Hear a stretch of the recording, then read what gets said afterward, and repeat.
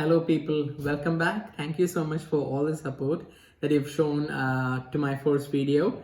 Part 2 is all about the facilities that we have got during the 14-day hotel quarantine. But before that, I'll just touch base with some of the major updates that have happened over the last few days. The first being the announcement coming from the Australian government saying that there will be 20 repatriation flights into Australia between January and March, which is very promising. New quarantine facilities, I think, will be set up in Canberra, Tasmania, in addition to Hobart Springs. And also to highlight, these repatriation flights will be over and above the existing caps that's established by the state government. So at present, I think it's almost coming to around 4,900 per week, the incoming arrivals. So with the additional repatriation flights, I think it will be well above 5,000 per week that's incoming. So I do hope that people who is watching this video get some calls from the DFAT, and hopefully you can come back to Australia soon. The second thing is RT-PCR being made mandatory by the Australian government on if you are intending to travel. So these RT-PCR have to be taken 72 hours or before the local departure time. I repeat, the local departure time. The third thing is kind of an incident, a sad incident which has happened in the Maldives airport, wherein 10 to 14 people were deported back to India. So if you're someone who is proposing to travel using these route, especially if you have dependent children, I strongly request you to reconsider that travel plan, as that route has been subject to tight scrutiny by the officials. So enough of the updates. So I'm just going to delve into the main topic, which is the hotel quarantine facilities, especially about the food. Okay, so in a chronological order, I arrived on 29th of December into Melbourne evening, and I was about to get quarantined in Pullman Hotel near Swanston Street in Melbourne. Had a pleasant stay in general. So as soon as I arrived, you sort of went into the formalities. The officials were very welcoming, and you got your room key. Then you've got the food and water. You tell your dietary preference then and there itself, even though you mentioned that in the quarantine arrival form. So they know that, but you say it a second time. On entering the room, I noticed you had some good facilities over there. So I noticed a large bedroom, fresh linen, bathroom had fresh towels. You had hand showers and all that kind of stuff, which is good. Hot water, cold water was there, which is nice. Had a wardrobe in which you had ironing pads, iron, a safe locker, some hangers as well.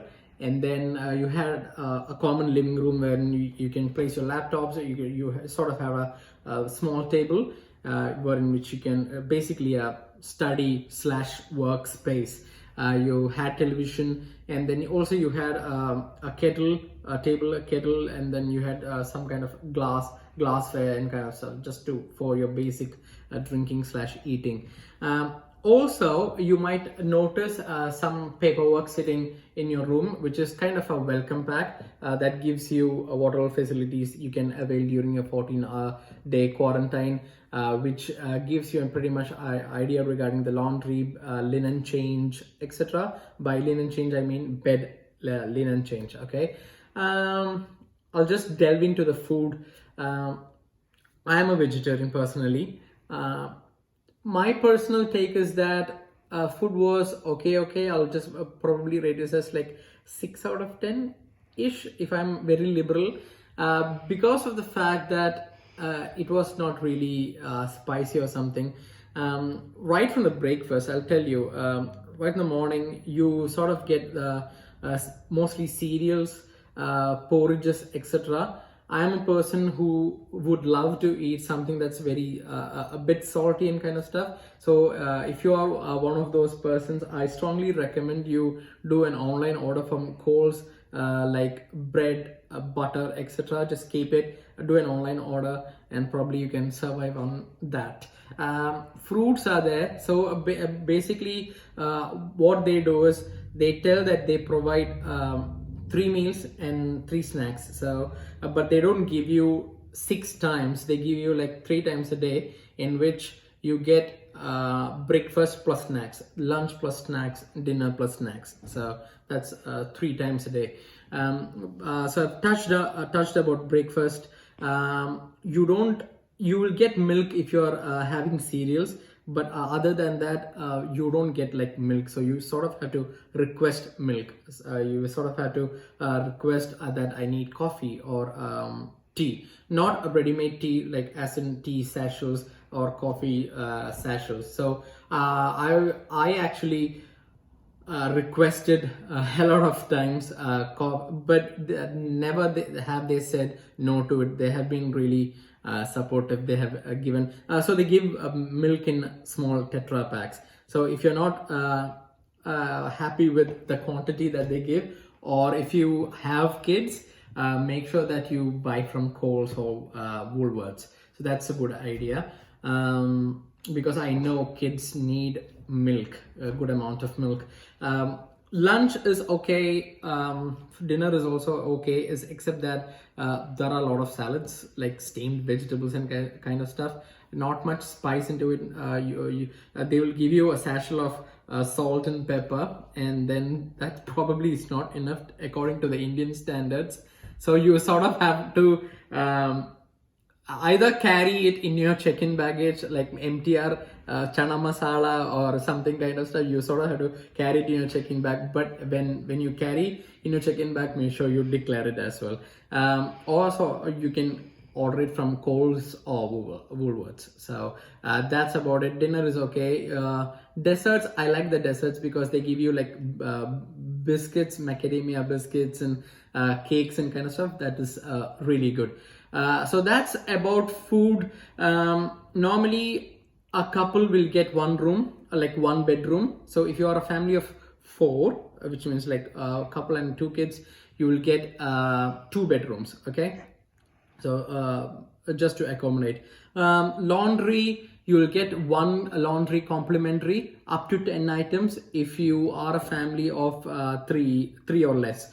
If you are a family of 4 or and more, you'll get up to 20 items complimentary laundry, but you sort of have to take that laundry in one go. So you cannot just split like, okay, I'll do 3 at a time, okay, and then I'll do 2 at a time. No, it's just like you sort of have to collect it, and 10 at a time or 20 at a time. You sort of have to give it, and then they will what they do is they don't do the laundry. They will just outsource it to some other company in local area, and then they will return it back after a couple of days. So make sure you plan that ahead before exiting the hotel quarantine as well.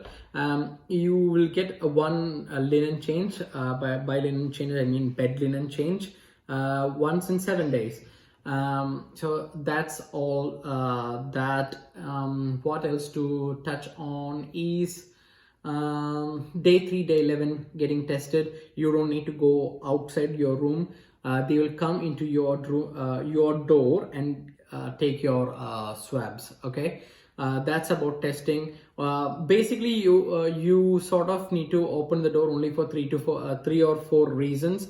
One is to collect your food. They will knock, you will collect your food, or to keep the garbage out, or to get tested, or to get the clothes you've given for laundry and kind of stuff. So the big thing, I suppose, is please do ask if you have some concerns. The authorities will try to help you the most. And also with the kids, make sure that you've got plenty of toys to keep them engaged for the 14 days. Okay, so I hope that I've given you some useful tips.